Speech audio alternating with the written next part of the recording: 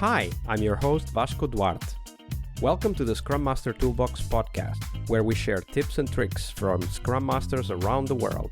Every day, we bring you inspiring answers to important questions that all Scrum Masters face day after day. Hello everybody, welcome to our Success Thursday, this week with Bent Myllerup. Hey Bent, welcome back. Thank you for seeing me again. Absolutely, it's a pleasure. And you will be here one more day tomorrow on the Product Owner Friday as well. So Bent, Thursdays are, of course, Success Thursdays here on the podcast, but we always start with the retrospective. I mean, after all, that's the tool we most use to try and reach successful outcome for our work as Scrum Master. So share with us, what's your favorite retrospective format and why? Yeah. So when I am doing retrospectives or facilitating retrospectives, I am normally using the frame of the Derby and Larsen format with the 5 steps, right? Set the stage, gather data, create insights, decide what to do, and close the retrospective. And for getting data, my favorite format is the Sailboat.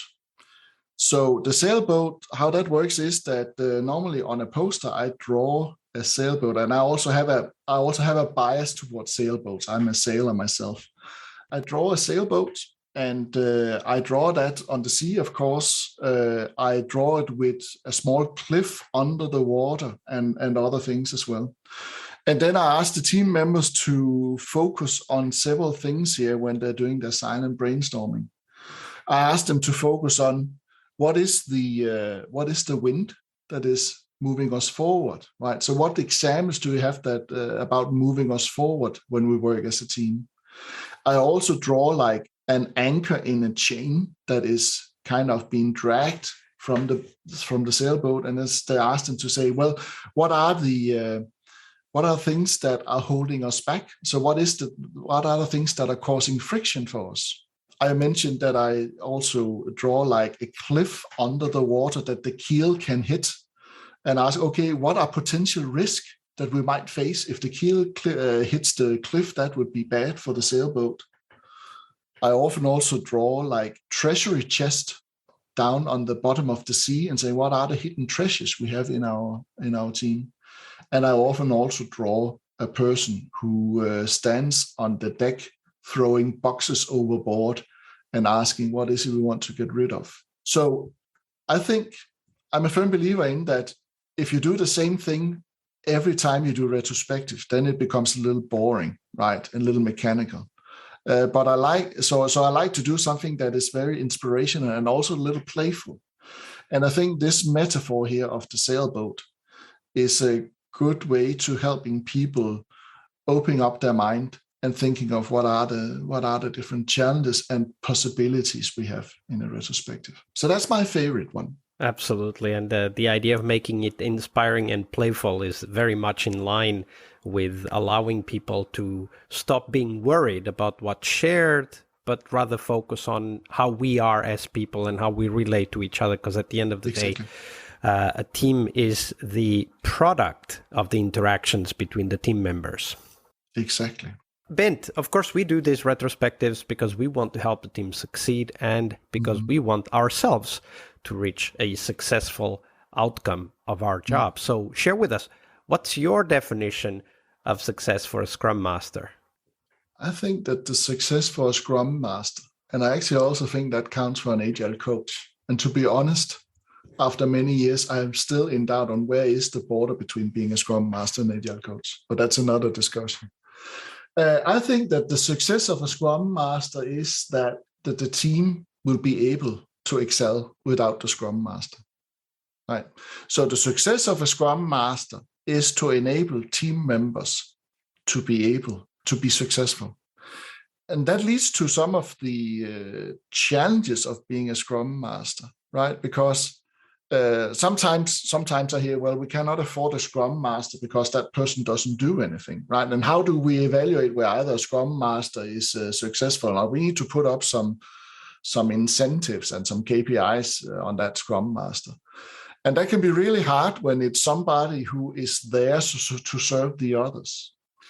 So a good Scrum Master, a successful Scrum Master for me is somebody who besides understanding the Scrum framework and is able to both teach and facilitate the use of the Scrum framework and even further develop the practices we have around the Scrum framework. I think it's somebody who is capable of seeing the individual person in the team, is capable of seeing how can I support the individual person in the team with the special needs of this individual person. So we talk about equity, right? Not equality. Somebody who is trying to push responsibility back where it belongs, hold the team accountable, and the product owner. We're going to talk about the product owner tomorrow, right? So hold the team and the product owner accountable for what is expected from them. I often use a metaphor around the Scrum Master, which is the oil in the gearbox, not directly involved in the work, but lubricating everything. And this also includes removing the impediments or getting the impediment out of the way, at least, not personally, but helping the team to get out of the way. There's been many different definitions of success here on the podcast. I may be wrong, mistaken in this, but I think that you're the first one who actually talked about being capable or being able to see the individuals in the team and to adapt how they work to the specific needs of each individual in the team. And I would like to explore that a bit further because, of course, yes, many of us come to this role perhaps as a vocation, perhaps as an accident. Perhaps it is what we wanted to do all along, but there's not many of us who actually have a degree in psychology.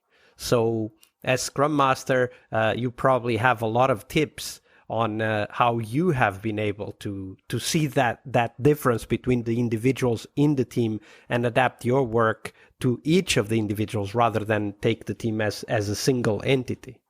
I think when I became a Scrum Master the first time, I think that was the first time in my career where I felt I could be who I was. Right, that I was not pretending something. We talked about when we started this week here, right? That I was a recovering project manager, just like yourself, right? And being a project manager, you had to take on various masks, right? So I think that I have in my personality a bias to help other people, right? At least in my values, there is something about helping other people. So for me, it felt natural to kind of sense the room, sense the team, trying to figure out what is the individual needs here. I think you can build up your awareness around that. And a good way to build up your awareness about that, and also enabling people to be the best versions of themselves, is if you go through a program where you learn to coach like a professional coach. Because there's so many layers in coaching people. There's so much need to have so much practice in put yourself on the side, right? Saying, well, right now I'm here for the other person, and I'm helping the other person to what that person wants to achieve. And as long as it's ethically correct or ethically okay what the person wants to achieve, I will be the tool for that. So there's something about developing your emotional intelligence as a person. And Daniel Goldman, he has written quite a lot about that, right? Recently, I reread an article from him on Harvard Business Review about emotional intelligence. I think it needs to come with practice. Yeah, absolutely. And I think definitely emotional intelligence is one of the aspects we can develop further. We can read about it. I would highlight as well learning to be a coach. And the first tip I give everyone that wants to be a coach is that if you are not being coached yourself, you cannot coach others. Exactly. Yeah. So absolutely. The first thing is find a coach for yourself, and then through that experience also develop your approach to coaching. And of course, you can go and take some training in whatever coaching framework or coaching approach there is that you like, but go through the experience yourself first. Absolutely. I agree. Thank you for sharing that, Bent. You're welcome. Part of a successful Scrum Master job is to help the product owner.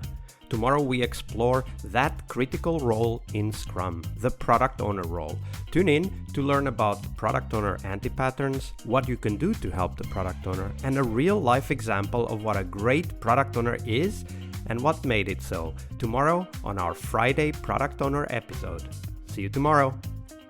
We really hope you liked our show. And if you did, why not rate this podcast on Stitcher or iTunes? Share this podcast and let other Scrum Masters know about this valuable resource for their work. Remember that sharing is caring.